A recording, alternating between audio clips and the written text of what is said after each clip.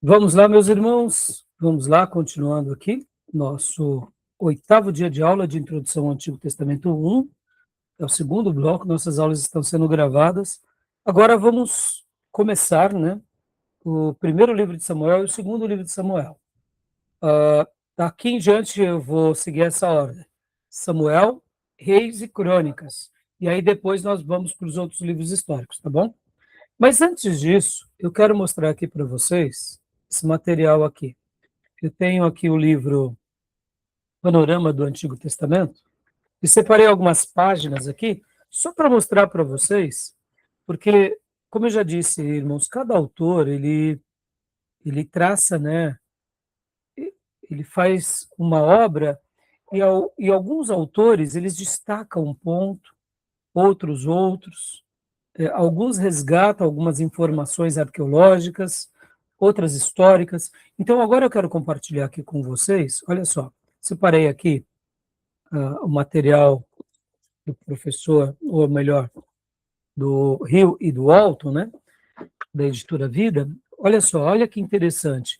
Aqui a gente está fazendo esse capítulo, né, ele trata, desde a página 163, vou até voltar rapidamente aqui com vocês, olha só que interessante. Desde a página 163, ele trata um resumo da história do período do Antigo Testamento. Então, o que acontece? Ele vem com a cronologia.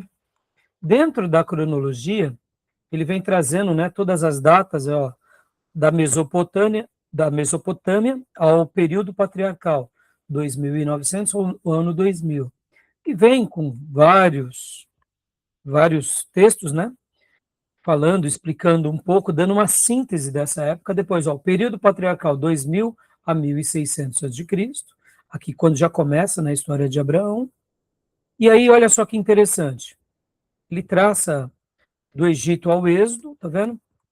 E aí vem aqui, inclusive, alguns mapas, olha, ele traz esses mapas, é bem interessante, porque percebam, ó, Império Egípcio, 2000 a 1200, ou seja, ele trata como que era o Império Egípcio nesse período, dando só uma visão panorâmica, como que foi o Império Assírio do ano 1076 até 612.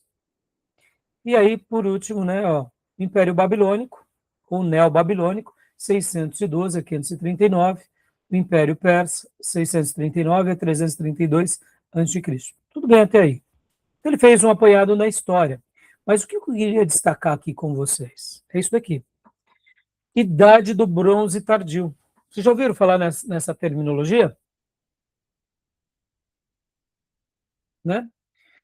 Fiz questão de usar aqui esse material para mostrar que, tanto na história quanto na arqueologia, quando estão falando sobre um período da história antiga, usa-se muito esses termos, tá? Bronze tardio. É claro que não é uma classificação precisa, tá? Porque vocês verão que algumas pessoas usam um tipo de nomenclatura, mas é como se fosse um período e já se tornou praticamente um consenso, tá, irmãos? Bronze tardio seria esse período, tá? 1500 a 1200 antes de Cristo. Então, por exemplo, quando falamos assim, Israel no período do Bronze tardio, que época que é essa? 1500 a 1200. O que acontece em Israel nesse período?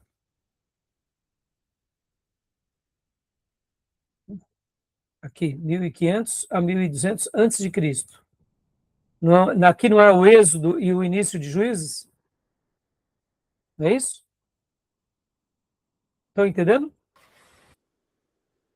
Deu para Pastor, eu entender acho que também?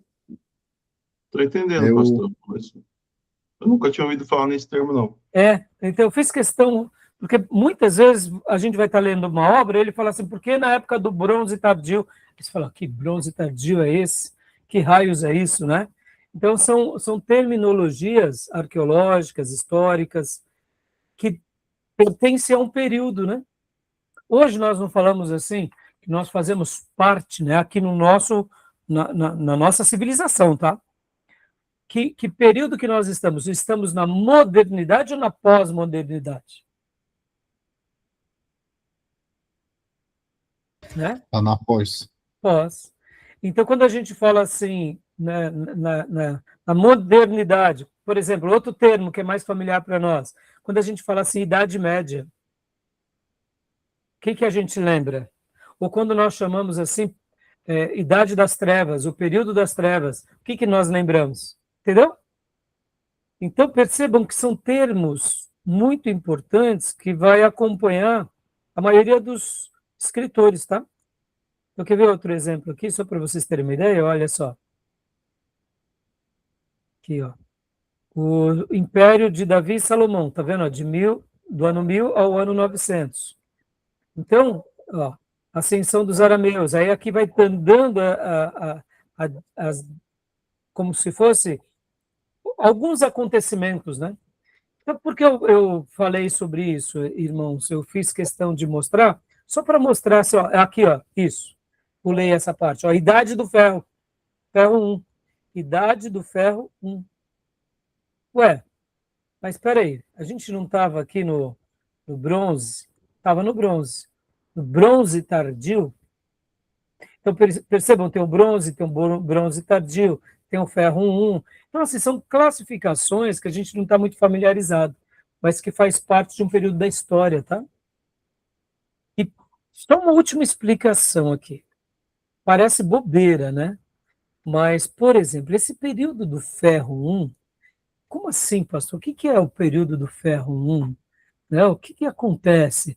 É óbvio que historicamente tiveram alguns acontecimentos, mas aqui, meus irmãos, são períodos em que muda-se a tecnologia, tá?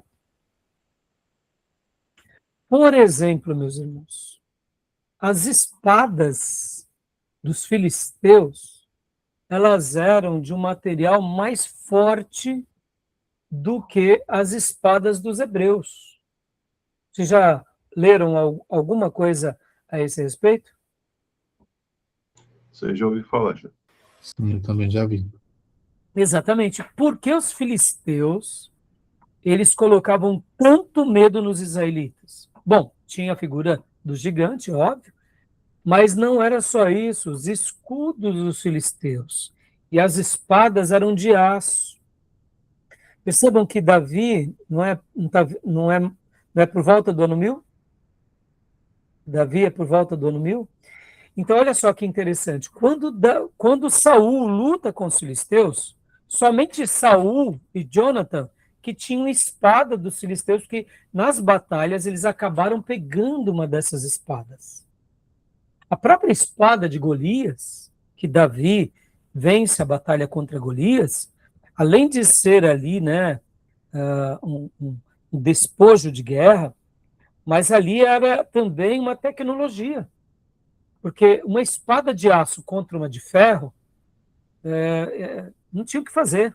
Um soldado com uma espada de aço destruía muitos israelitas e muitas espadas. Então, percebam, quando Israel com Davi descobrem também a tecnologia do aço, eles passaram na frente. Ou seja, esse período do bronze tardio, do ferro 1, são períodos de tecnologia da usinagem. Isso mudava tudo? Mudava tudo, meus irmãos. Vamos lá, vamos para uma história mais recente. A invenção da pólvora com os chineses. A invenção depois da arma de fogo. Mudou as guerras ou não? Sim. Hoje, a bomba atômica. Quem tem bomba atômica e quem não tem bomba atômica. Muda ou não? Percebam, é uma tecnologia. Daqui a pouco é os robozinhos, né? Hã? Daqui a pouco é os robozinhos. Exato, Tomé, exato. Hoje, irmãos, o mundo que a gente vive, por que tu vai? Você vê, a aula de teologia mas percebam como Deus está nos ensinando, né? Parece bobeira, irmãos, mas a descoberta e aqui o domínio de uma tecnologia te dava anos na frente de outras nações. Quando o povo de Deus, com Davi, descobre a tecnologia do aço, eles lutam de igual com os filisteus e ganham dos filisteus. E aí eles colocam, agora eles dão as cartas para os filisteus, para os moabitas e para os outros povos ali, os amonitas. Estão entendendo? Então hoje, irmãos, vamos lá, para eu fechar. Hoje o mundo ele está trabalhando em cima de que bases? Hoje nós estamos vivendo um momento de inteligência artificial.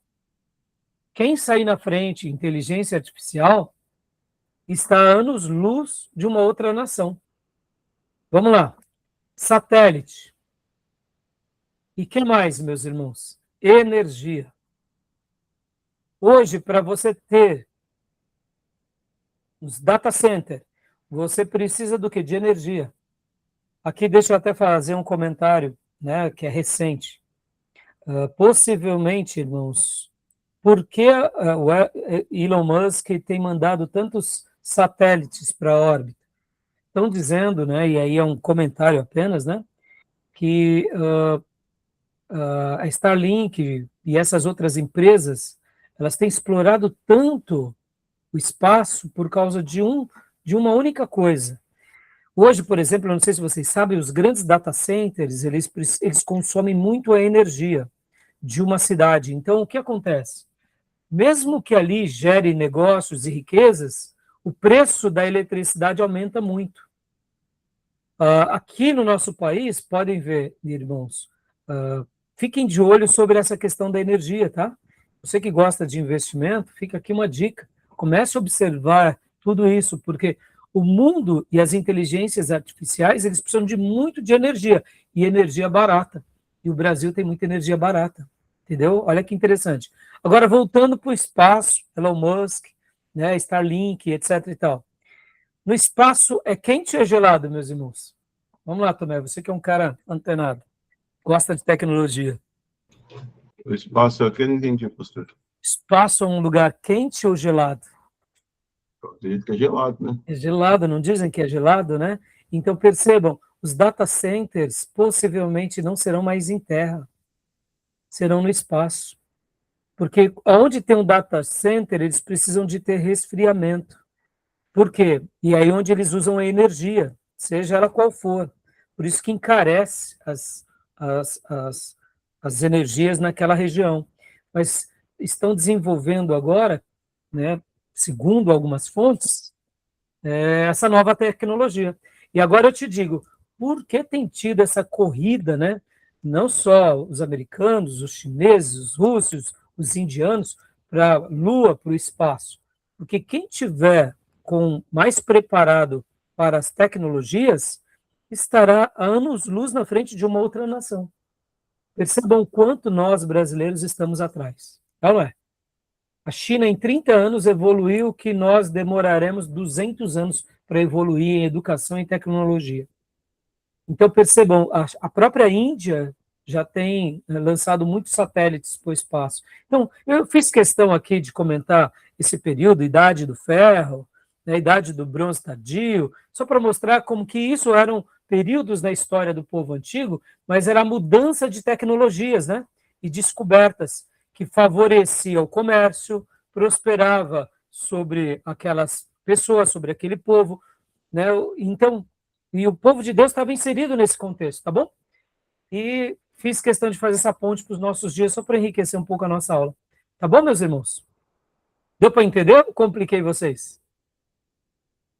Deu para entender, sim. Deu? Eu sim, consegui Tá bom. compreender. Então, beleza. Então, vamos voltar aqui para o primeiro livro de Samuel e segundo livro de Samuel, tá bom? Irmão, eu sei que muitas vezes é prática nossa, né? Nós abramos a Bíblia em 1 Samuel. Teologicamente é errado, tá? Não é 1 Samuel, nem 1 Reis. São livros. Então é primeiro livro de Samuel, primeiro livro de Reis, primeiro livro de Crônicas, tá? Conjugando corretamente, né, os tempos verbais, né, em gênero, mas eu já, por muitas vezes, quando eu vou ver, eu falo, irmãos, abram a Bíblia em 1 Samuel. Aí eu tento me corrigir quando eu me lembro, tá bom? Então, estudando aqui, ó, da anarquia à monarquia teocrática. Tomé, uma jornada visual pelos livros de 1º e 2º Samuel, tá bom?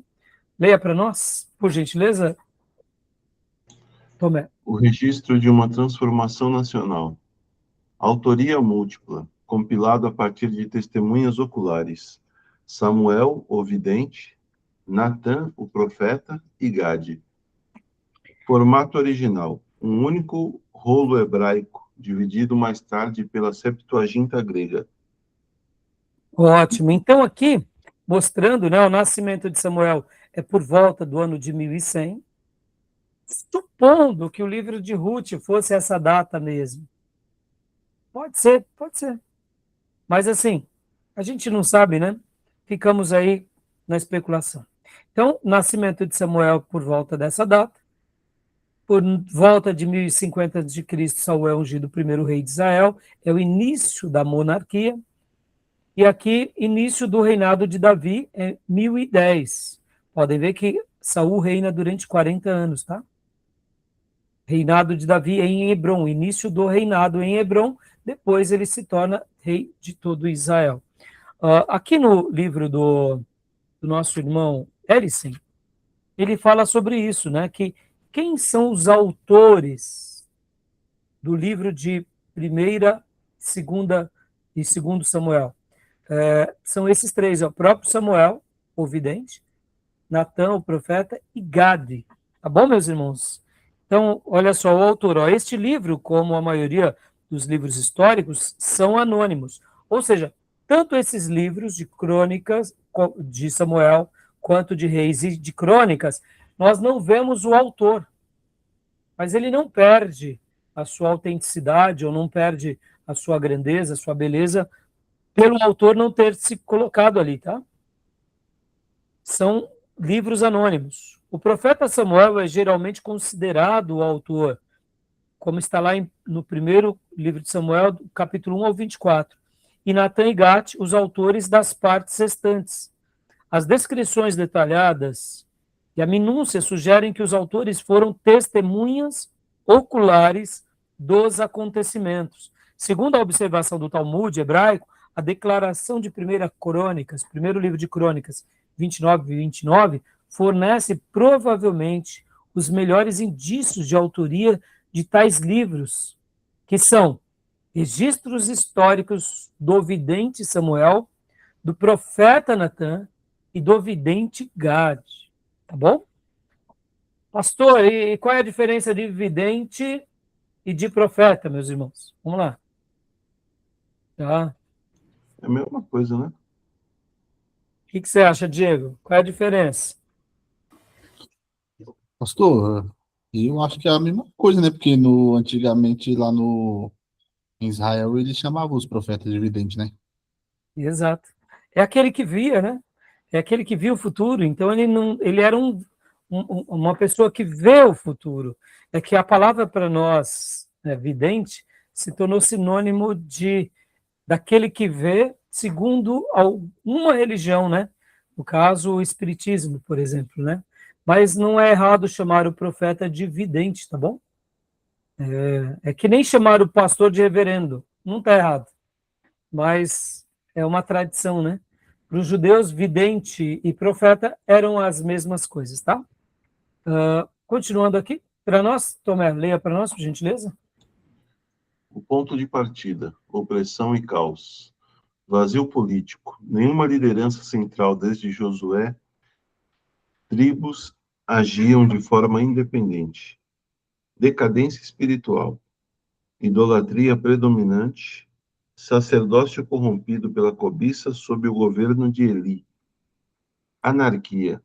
Ameaça externa. Invasões constantes. Os filisteus dominaram o sudoeste de Israel por 40 anos. Então, essa combinação de vazio político, decadência espiritual e ameaças externas geravam o quê? Anarquia. Hoje, o que está arriscado a acontecer com o Irã é a anarquia, viu, meus irmãos? Isso que a gente precisa de orar muito, tá? Porque o vácuo de poder gera geralmente anarquia. Então, precisamos orar e muito por aquele povo para que não haja, né, um período de ausência ou de vácuo de poder ali, né, que seja restabelecido um poder que seja um poder melhor do que o anterior, tá bom? Só citei aqui como uma ponte, né, para a gente poder orar por eles, né? Porque, como vocês sabem, lá eles têm o presidente, lá eles têm várias pessoas importantes, mas quem nomeava todos eles era o líder supremo do Irã, que era Ali Khomeini, né? Então, ele que, tá bom, vai ter eleição, tá, mas os candidatos à presidência é esse e esse. Ou seja, é um autoritarismo, né? E ali era uma teocracia e uma autocracia, né? Então, quer dizer, uma confusão violenta ali. Então, que a gente possa orar. Um último detalhe, irmãos, o Irã, quando ele teve a Revolução Islâmica, em 1979, as pessoas achavam que aquilo ia ser transitório e rápido. E olha aí, ó, arrastou quase 50 anos. E houve uma mudança na cultura do Irã, e quantas foram as vidas que foram ceifadas, mortas, durante todo esse período, e somente agora, nesses últimos meses, dessa guerra civil, antes, né, da destruição, da morte, né, do líder, chamado líder supremo deles. Então, que Deus possa ouvir as nossas orações, que seja restabelecido um governo democrático ali, e que o Irã tenha novos ventos e novos ares, né? Tá bom? Porque, ó, o vácuo político, decadência espiritual e ameaças externas é igual à anarquia, tá? Sempre vai ser assim, viu, meus irmãos? Vamos lá, meus irmãos. A gente está vivendo como um Brasil, um vácuo político. A gente está vivendo também decadência espiritual. A gente está tendo ameaças externas. A gente aumentou nesses últimos anos a anarquia na nossa nação. Mesmo que tenhamos, né, os poderes, quando eles não estão exercitando o seu papel, o que representa é um período de anarquia cada dia maior, né? Por isso que a gente precisa de orar. Continua para nós, Tomé, por gentileza, que é o episódio clássico que o livro de Samuel vai denunciar, né? Foi-se a glória de Israel, Icabode, nome dado ao neto de Eli, definindo uma era sem a presença de Deus. Tabernáculo permanece em Siló, Nobe, derrota em Afec, 1075 a.C., arca capturada no campo de batalha,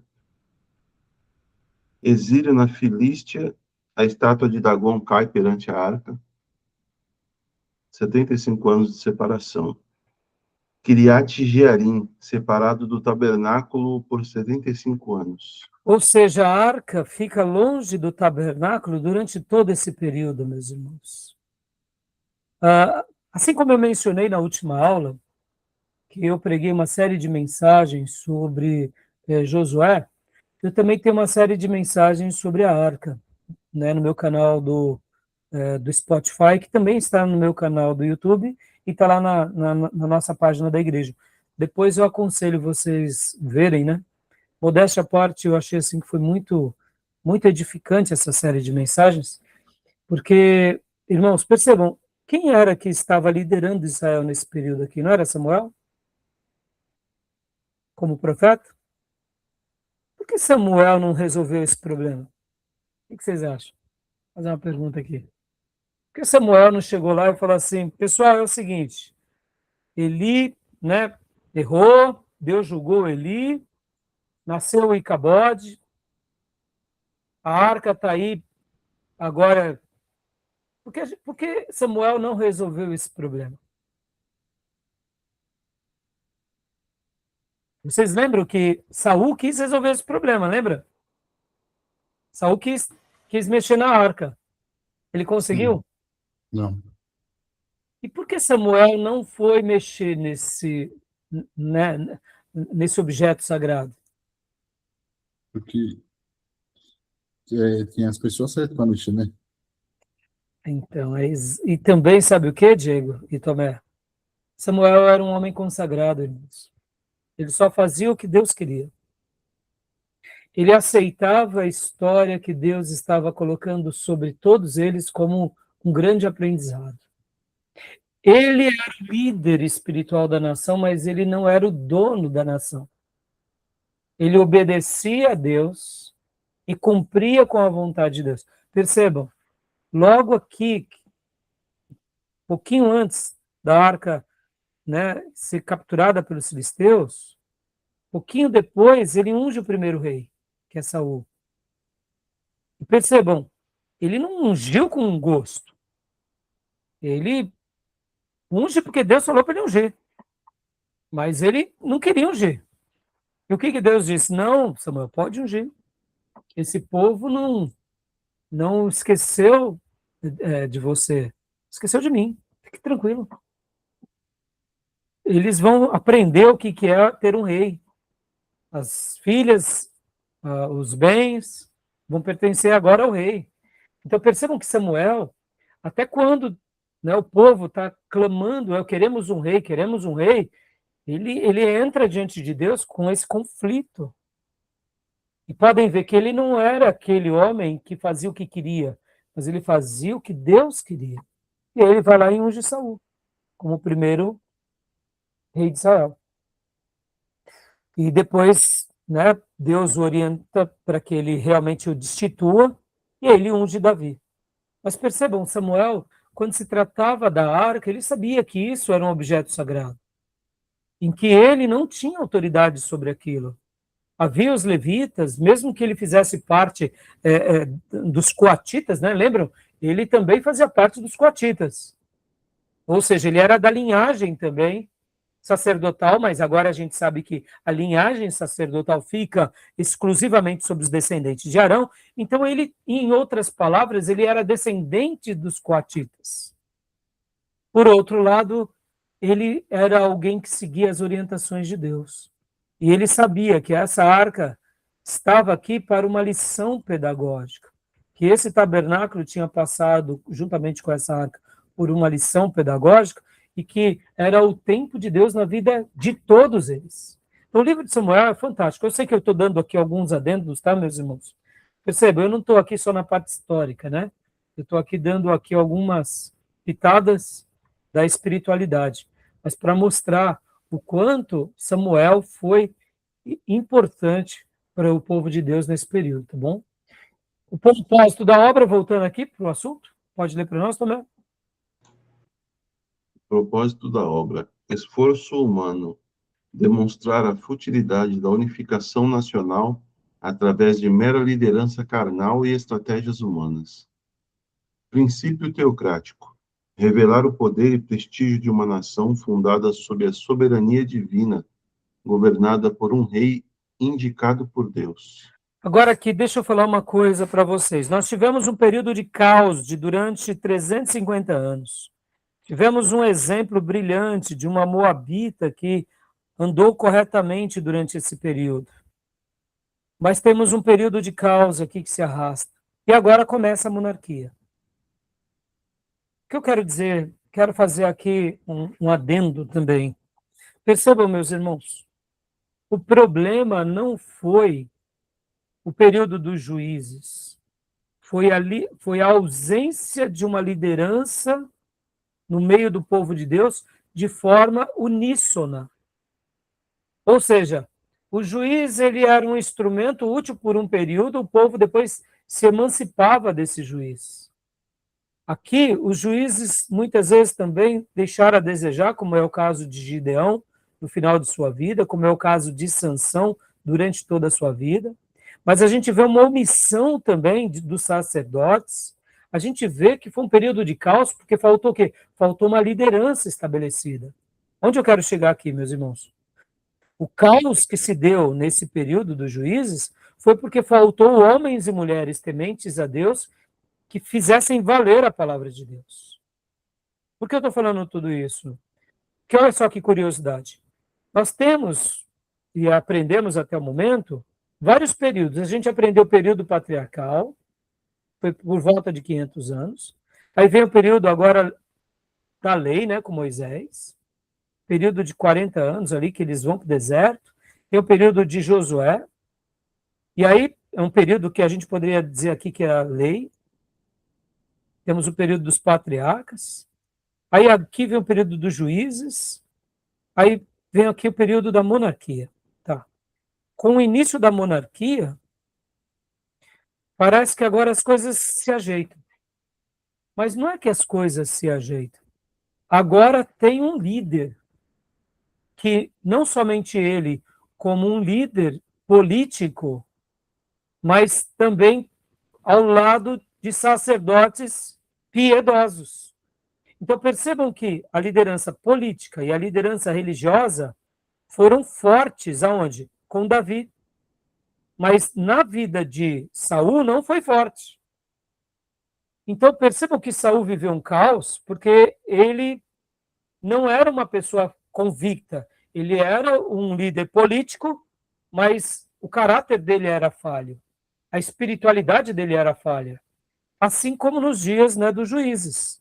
E podem ver que Deus permite com que a arca seja tomada e humilhe o sumo sacerdote, mostrando o quê?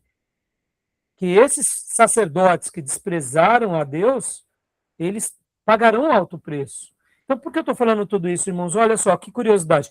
Tanto da época patriarcal, temos a época dos legisladores, que é da lei, temos a época dos, né, dos juízes, temos a época agora da monarquia, e depois a gente vem com uma outra época, que é a época da escola dos profetas. Percebam? São vários períodos. Notem que o grande problema não é o período em si. E eu escrevi assim, ó, os títulos foram importantes nos seus dias, ou seja, patriarcado, juízes, reinado, escola de profetas. E no Novo Testamento, os apóstolos. Os títulos foram importantes nos seus dias. Mas mais do que títulos, mais do que os títulos, eram cada líder nesses períodos serem cheios do Espírito Santo. Porque quem era cheio do Espírito Santo tinha consigo o temor a Deus, a obediência às leis de Deus e se tornava um adorador. Percebam que aqui entre os patriarcas, Abraão dá um grande exemplo, Isaac dá um grande exemplo, mas Jacó dá um péssimo exemplo. Os filhos de Jacó também são um péssimo exemplo. Nos dias dos juízes, temos aqui algumas pessoas, temos uma Noemi, que dá um grande exemplo, mas temos 300 anos de história horrorosa. No período dos reis, a mesma coisa. Temos alguns reis piedosos e muitos reis ímpios. E entre as escolas dos profetas, a mesma coisa. Temos profetas cheios do Espírito Santo, mas tem falsos profetas.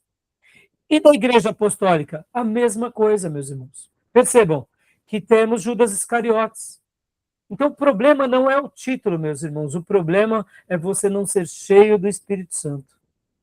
Porque ser cheio do Espírito Santo, você obedece, você teme a Deus, você é um adorador e você cumpre com a vontade de Deus em qualquer período, tá bom?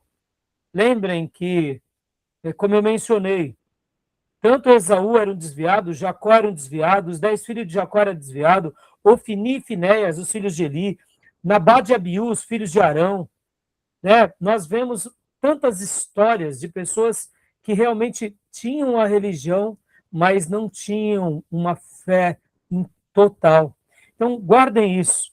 E nas escolas dos profetas, a mesma coisa. Lembram de Geazi, que era o discípulo de Eliseu? A mesma coisa. Ou seja, o importante não é o título que você carrega. O título vai ser um presente de Deus? Vai. Mas mais importante é você ser cheio do Espírito Santo em qualquer contexto, tá bom? Faço só uma aplicação aqui, viu, meus irmãos? Nós, né, temos uma tradição batista e nos orgulhamos de sermos democráticos. Mas a pergunta que fica não é essa. A pergunta é, somos cheios do Espírito Santo? Porque eu posso estar na melhor denominação, na melhor teologia, mas estar vivendo as mesmas derrotas que esses homens viveram. E, de repente, eu posso até ser de uma igreja, eu diria, sabe, meio vesga, com costumes meio esquisitos, de um sistema de governo, eu diria, perigoso. Mas se, de repente, ali tem líderes cheios do Espírito Santo, eles vão escrever uma história para Deus muito mais linda do que aqueles que dizem serem donos da boa teologia. Tá bom? Fica aqui essa fala, porque eu acho que isso daqui é muito relevante, tá? Porque podem ver que muitas vezes tudo aquilo que a gente faz para a religião é um esforço humano. O mais importante é termos o governo teocrático de Deus sobre a nossa vida, tá bom? Fiz esses adendo aqui porque, né, eu acho que é importante eu mencionar para vocês, tá bom? E aqui, leia para nós, Tomé, por gentileza. A resposta nasce em oração. A oração de Ana, mãe de Samuel, estabelece a tese central do livro. Deus exalta os humildes e confunde os poderosos. Senhor dos Exércitos, um título inédito usado cerca de 300 vezes no Antigo Testamento, a partir daqui, denota poder supremo e soberania militar divina. Ou seja, só um minuto, Tomé. Aqui a oração, como lemos no primeiro bloco, né, a oração de Ana, aqui a história se repete, e esse título sendo resgatado pela vida de todos esses servos de Deus piedosos. Ou seja, eles são soldados de Deus, né? E o seu ungido, por gentileza, Tomé. Seu ungido, a origem do conceito de Messias ou Cristo, representa a liderança capacitada pelo poder do Espírito. Joia. Aqui, Samuel, a ponte entre duas eras, pode ler para nós, Tomé, por gentileza. A era dos juízes, o último grande juiz de Israel, Samuel liderou o reavivamento nacional em Mispa, 1055 a.C., unificando um povo divino, estabeleceu o papel profético de ungir e validar os reis escolhidos por Deus, a monarquia.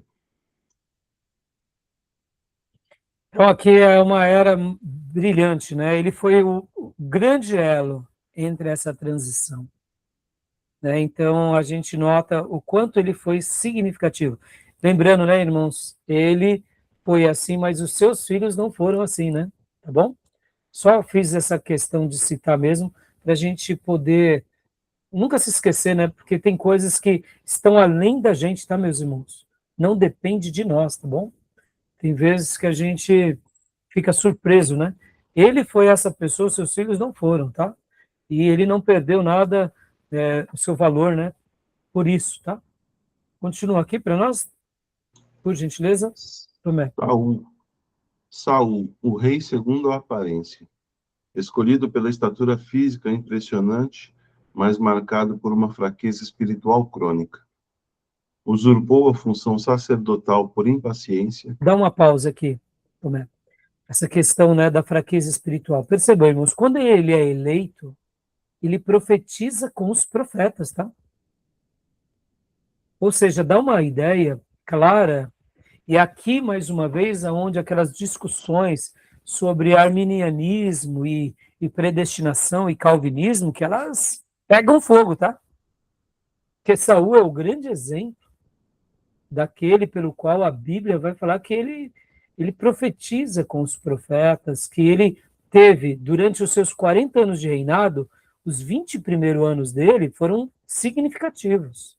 A queda dele se dá no momento em que ele se sente muito confortável já com o seu poder e faz agora do seu reino algo como dele, não de Deus. E aí ele começa a usurpar essas funções. Ele começa a entrar onde ele não podia, e ele sabia que não podia. Segundo,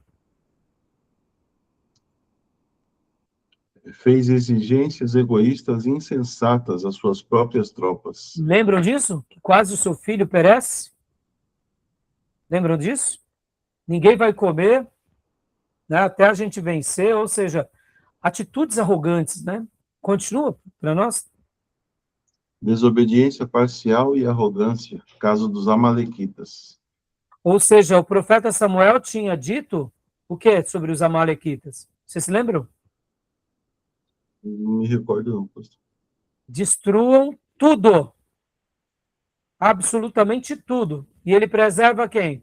Ele preserva o rei e preserva o que mais? As ovelhas e as mulheres.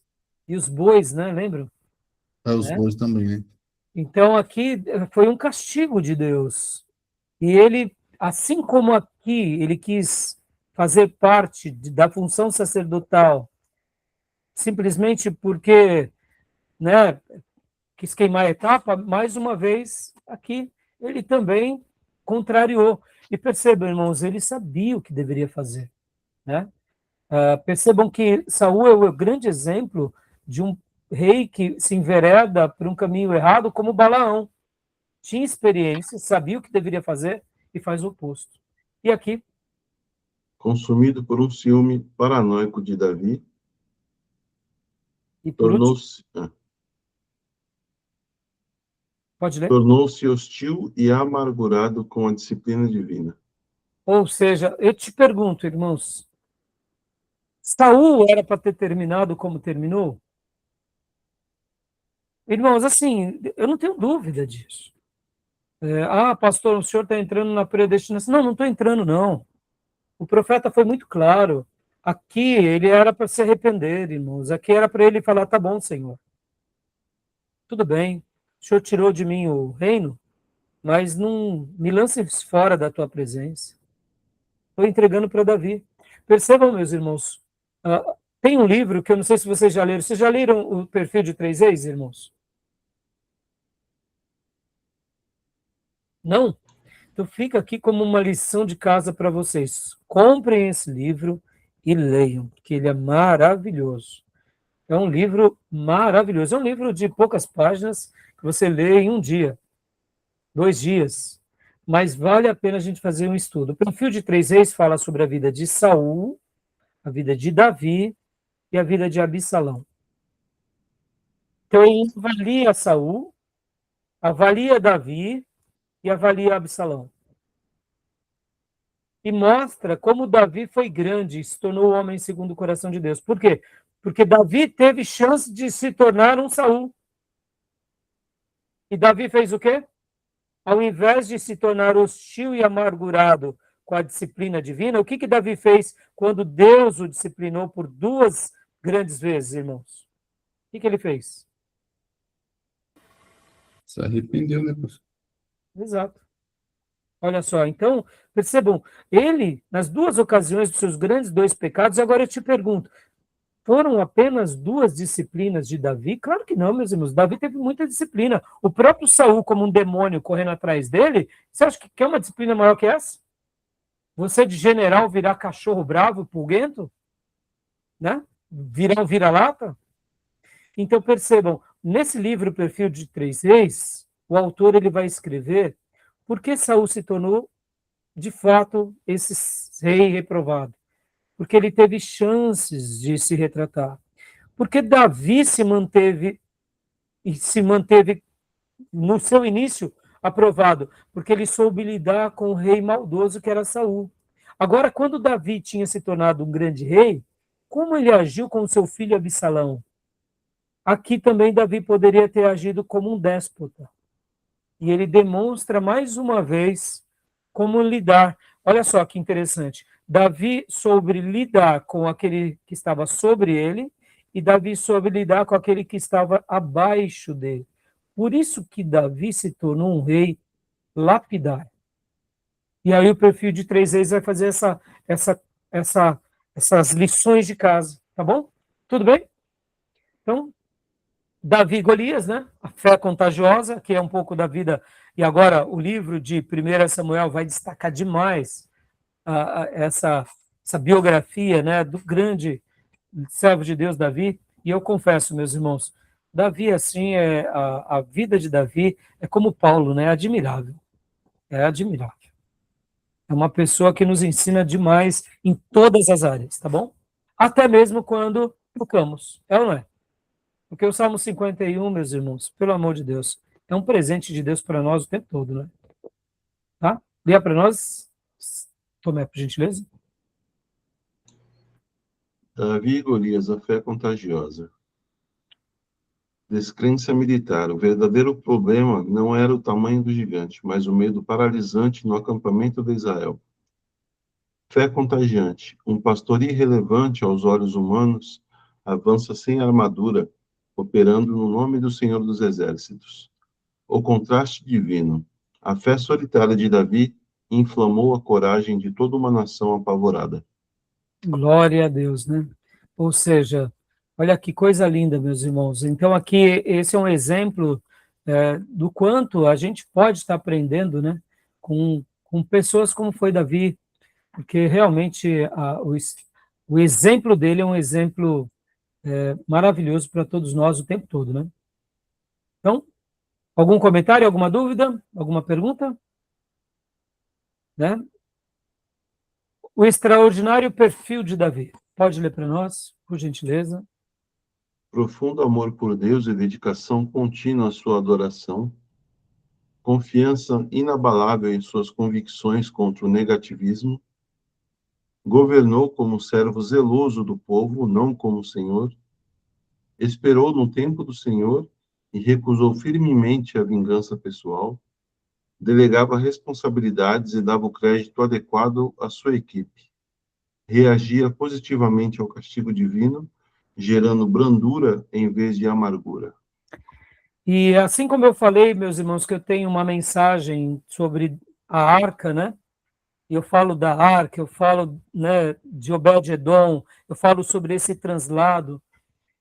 A minha primeira mensagem, inclusive, é quando Deus para a nossa festa. Lembra com Pérez usa? Com Pérez, né, que Deus faz rotura em usa. Então, ali eu mostro quantas são as vezes que a gente está fazendo obras para Deus e Deus nos para, né? Porque a gente não está nos termos sagrados. Quando eu falo sobre a arca, eu falo também sobre quem deveria carregar a arca, carroções ou ombros. Porque perceba, Davi faz um grande carroção, né, para carregar a arca, mas com Pérez usa, a rotura em usa, ali a festa é parada. Por quê? A arca não é para ser colocada em carroções.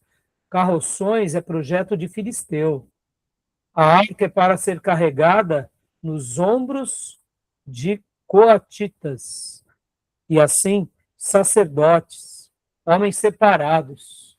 Davi aprende a lição. E aí, falando um pouco sobre o perfil de Davi, eu também tenho uma série de mensagens que também está no meu canal, no meu grupo, no meu Spotify, nas minhas redes, que eu falo sobre Davi e Absalão.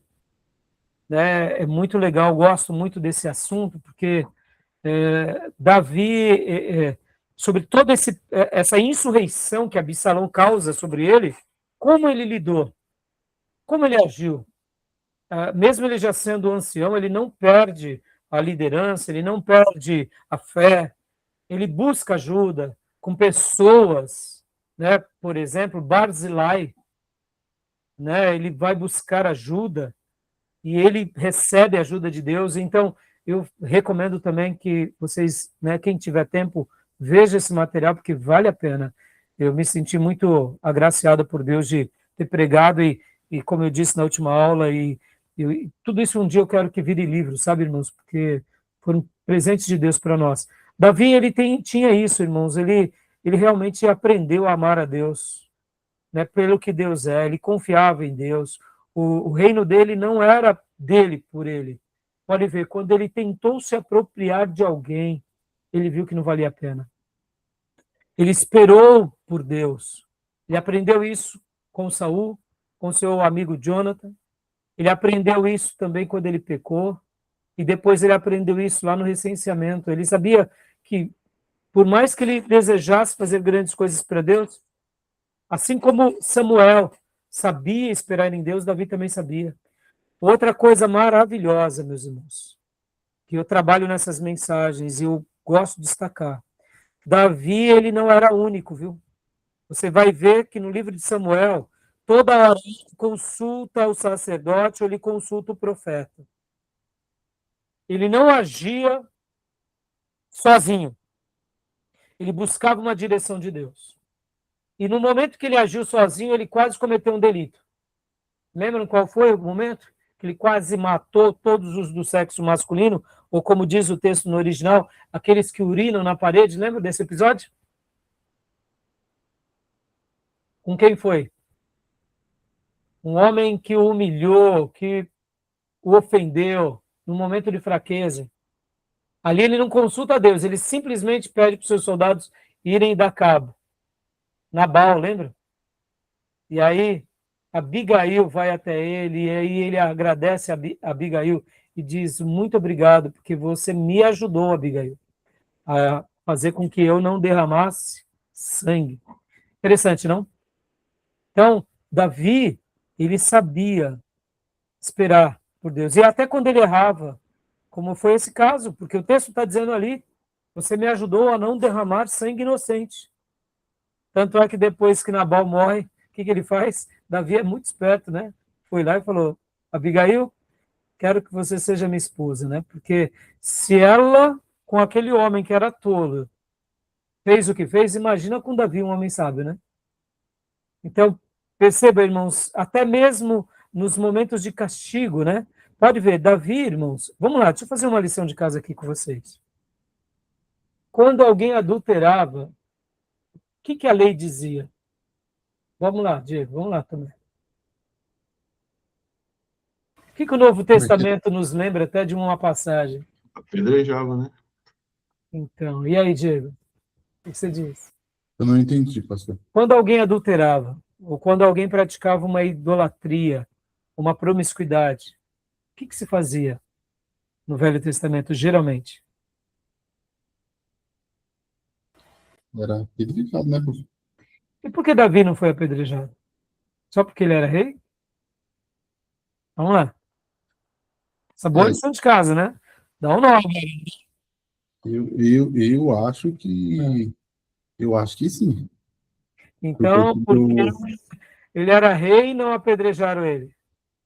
porque ele era rei, né, pastor? Não que o rei tenha Ai, a. então, Não que Na o rei. verdade, desculpa, pode falar, Diego. não, pode É falar. porque não que o rei tenha. Porque todo mundo é ser humano diante de Deus. Todo mundo. O salário do pecado é a morte. Mas. Quem queria atacar a pedra no Um Davi? rei, né? Então, Eu acho que se o Júnior tivesse, queria encontrar uma brecha na lei aí. Porque, na verdade, ele não adulterou, né? Ele mandou matar antes o marido da... Não foi, não? não, mas Não, ele adulterou, foi ele antes, né? adulterou Ele antes, estava você na lembra? guerra. Ela estava grávida. É Ele até verdade. preparou uma cama de gato, né? Vai lá ficar com tua mulher, Urias. Lembra disso? Foi mesmo, foi. É. Então, na realidade, irmãos, olha só, é uma pergunta que é sutil, né? Essa.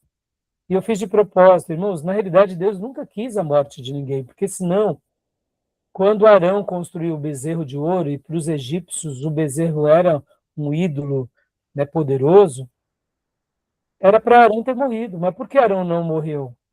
Porque na repreensão de Moisés, Arão se arrepende. Entendeu, Diego? Entendeu também? Então, na realidade, essa ideia legalista que foi estabelecida de que se alguém adulterasse morreria, não era assim, dessa forma. Era se aquela pessoa do povo de Deus continuasse pecando naquele pecado de forma contumaz e dizendo, não, eu vou fazer isso, eu vou continuar assim. Davi não foi esse caso. O profeta Natan foi a última voz antes do extermínio de Davi. Mas o que Davi faz diante de Natan? Pequei contra Deus. E ali ele se arrepende. Ora, qual que é a mensagem que fica na Bíblia e no Velho Testamento? Que se alguém se arrependesse de todo o coração, Deus o perdoava. Olha o rei Manassés, meus irmãos. Lembram? Que cometeu atrocidades, sacrilégios. A Bíblia diz que ele se arrepende. Então, o Velho Testamento não era um ambiente de matar por matar à toa. Quando havia um julgamento divino, era porque realmente Deus tinha cansado. Mas antes de Deus exercitar aquele julgamento, Deus dava chance. Olha Salomão, olha os outros reis. Então, percebam, eu estou falando tudo isso porque eu não tenho dúvida que se realmente, por exemplo, né, Davi não tivesse arrependido, o final dele seria outro, como foi o de Saul. Saul acabou daquela forma porque faltou a ele o quê? O básico, que é o mesmo que eu e você precisamos, que é arrependimento. Percebam, todo mundo tem que passar pela porta. A porta é espetada e estreito é o caminho que leva à salvação. Ou a gente está nessa porta, que passamos pela porta e mantemos no caminho, ou não. No momento que a gente vai para a porta larga e para o caminho espaçoso, a gente está negando a fé, entenderam? Então, quando os fariseus, nos dias de Jesus, levam aquela mulher adúltera, eles estavam usando a lei de uma forma nua, crua, vil, não só para punir a mulher, mas para não punir o homem e ainda para tentar capturar Jesus com a própria lei. Percebam o grau de malignidade daqueles líderes judeus. Porque eles sabiam que uma mulher, mesmo que adulterasse, se ela se arrependesse, não poderia mais ser apedrejada. E ali, na mulher adúltera, onde está o homem adúltero, né? Percebam o machismo. Oh, irmão, ninguém adultera sozinho, né? Você pode pecar sozinho, mas o adultério, propriamente dito, ou são em dois ou não é nada. Você pode adulterar no coração, mas ali era um caso real de uma mulher adúltera, mas de onde estava o homem adúltero? O problema ali era Jesus, né? Então é interessante, né? Voltando para Davi, Davi reagia positivamente ao castigo divino, gerando brandura, inveja e amargura, tá bom? E aí a gente vai dar uma pausa aqui para a gente ir para os últimos slides e para o desfecho final da nossa aula, tá bom? Alguma pergunta, alguma dúvida? Pastor, só falando aqui, é por isso que Davi foi chamado segundo o coração de Deus, né?